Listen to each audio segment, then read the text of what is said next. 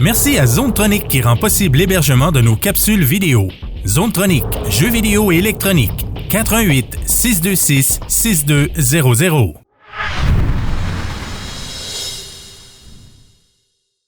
Ici Martin Grondin. Aujourd'hui, je vous présente l'ensemble stéréophonique 2.1 canaux S350dB de la compagnie Edifier.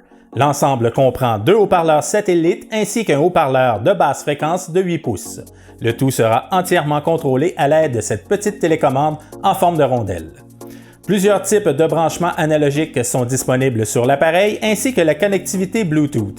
Nous y reviendrons plus tard au cours du test. Je tiens à mentionner que la compagnie m'a fait venir cet ensemble le temps d'en faire l'essai. Je ne suis aucunement lié à la compagnie Edifier et mes propos seront entièrement neutres. La première chose qui nous surprend avec cet ensemble, c'est son poids. 19,1 kg, 42 livres. L'enceinte d'extrême grave, malgré sa petite taille, est très lourde. C'est compréhensible puisque le nécessaire pour amplifier nos trois enceintes est regroupé dans celle-ci. À qui s'adresse ce type de produit?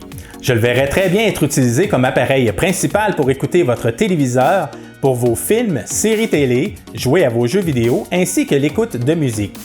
Quelqu'un qui aimerait avoir une excellente paire de haut-parleurs pour son ordinateur devra aussi considérer fortement ce type de produit. Parlant des branchements, vous pouvez brancher jusqu'à 5 appareils sur le système d'Edifier.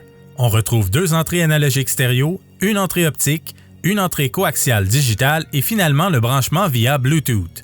Le Bluetooth des S350dB se fait sans heurts comme toute bonne enceinte Bluetooth. Le choix des entrées se fera via la télécommande incluse.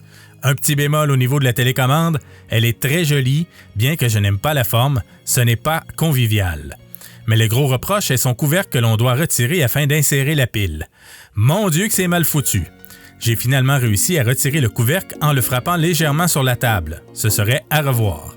Les petites enceintes de type étagère sont reliées à l'enceinte de basse fréquence via des fils de type propriétaire. Bizarrement, les deux fils sont différents pour chacune des enceintes. Ce n'est pas un inconvénient en soi, par contre, le fait que ce soit des formats propriétaires deviendra problématique si vous abîmez l'un de ceux-ci. La longueur n'est pas très généreuse non plus. Les enceintes satellites sont munies de tweeters de 3/4 de pouce fabriqués de titanium et d'un woofer de 3 pouces.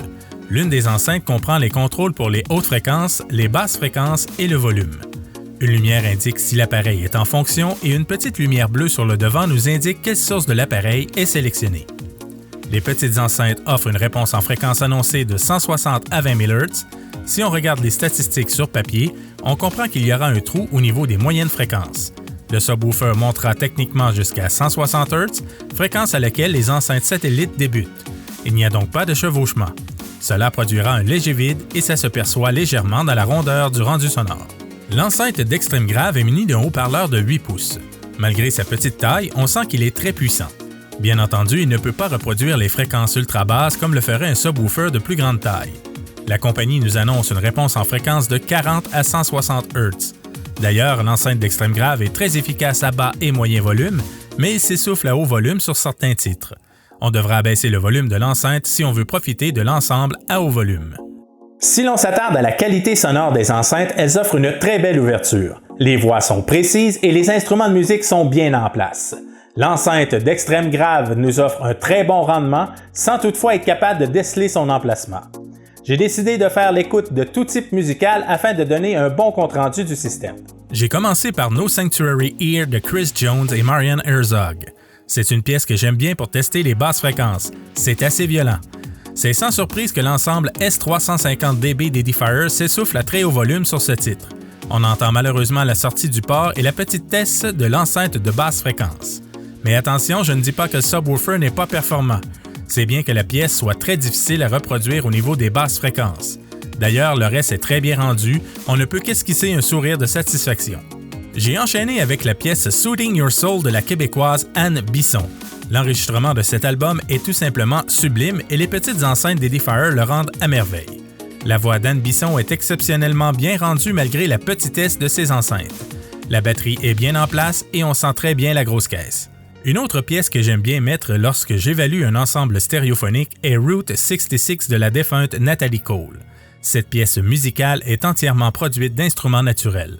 Rien d'électrique ou d'électronique ici. Une contrebasse classique, piano, batterie et la chaleureuse voix de Natalie Cole. Encore une fois, l'ensemble S350DB d'Edifier se débrouille à merveille sans s'essouffler. J'ai ensuite diffusé Your Latest Trick de Dire Straits, un enregistrement qui, malgré son âge, offre encore aujourd'hui une excellente dynamique. Le saxophone en début de pièce est encore une fois rendu de façon sublime par le petit ensemble stéréo. À cette étape, j'ai fait asseoir ma conjointe dans la salle de son pour lui demander ses impressions. Elle n'est nullement audiophile, mais je voulais avoir l'opinion d'une personne dite ordinaire et néophyte. Elle avait du mal à croire que ce qu'elle entendait venait de ces 3 petites boîtes de bois. Ça vous donne une idée de l'image sonore qu'elles produisent.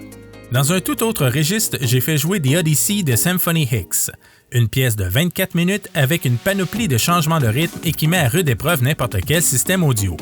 Encore une fois, je me répète, mais c'est pratiquement un sans faute. Bien entendu, les roulements de grosses caisses ne sont pas au niveau de mes 4 enceintes de basse fréquence Paradigm de 10 pouces. Une seule de ces enceintes est plus dispendieuse que l'ensemble complet d'Edifier. Vous comprendrez que dans l'ensemble, au niveau du rendu sonore, l'ensemble S350DB d'Edifier est pratiquement sans reproche par rapport au prix demandé. C'est certain que les hautes fréquences peuvent sembler un petit peu criardes quand on compare à mes moniteurs 11 de Paradigm, ou que l'enceinte d'extrême grave s'essouffle sur certaines pièces à haut volume en comparaison à un subwoofer de plus grande dimension. Mais si on prend en compte encore une fois le prix demandé, 340$ au Canada, et qu'on tient compte de la dimension des enceintes, c'est tout simplement incroyable le rendu de cet ensemble. On pourrait aussi croire que le niveau sonore soit trop faible pour être utilisé comme enceinte principale dans une pièce. Mais détrompez-vous, il n'en est rien. J'ai fait l'écoute dans ma salle de son qui fait 11 pieds par 18 pieds et les enceintes remplissaient la pièce sans problème. Le niveau sonore est plus que raisonnable pour la majorité des gens, et ce, sans la moindre distorsion.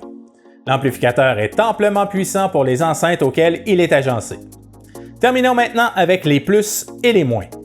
Pour commencer, les plus. Un rapport qualité-prix incroyable. Une puissance sonore remarquable pour la grosseur des enceintes. Une qualité de finition irréprochable. Le nombre de connectiques disponibles et son branchement Bluetooth. Et pour les moins, l'enceinte d'extrême grave peut s'essouffler à haut volume sur certaines pièces. La télécommande est correcte sans plus et le couvercle pour la batterie est bien mal fichu. Il n'y a pas de grille de protection sur les enceintes, un gros inconvénient si vous avez des animaux ou de jeunes enfants à la maison. Un indicateur pour le niveau du volume serait fort apprécié. En terminant, je vous le donne en 1000. Je vous recommande fortement cet ensemble stéréo. Si vous avez un budget restreint et que vous voulez quand même profiter d'une grande qualité sonore, allez-y les yeux fermés. Vous aurez un bien meilleur résultat avec cet ensemble que la majorité des barres de son offertes sur le marché au même prix. C'était Martin Grondin et je vous dis à la prochaine pour une autre vidéo. Bye bye!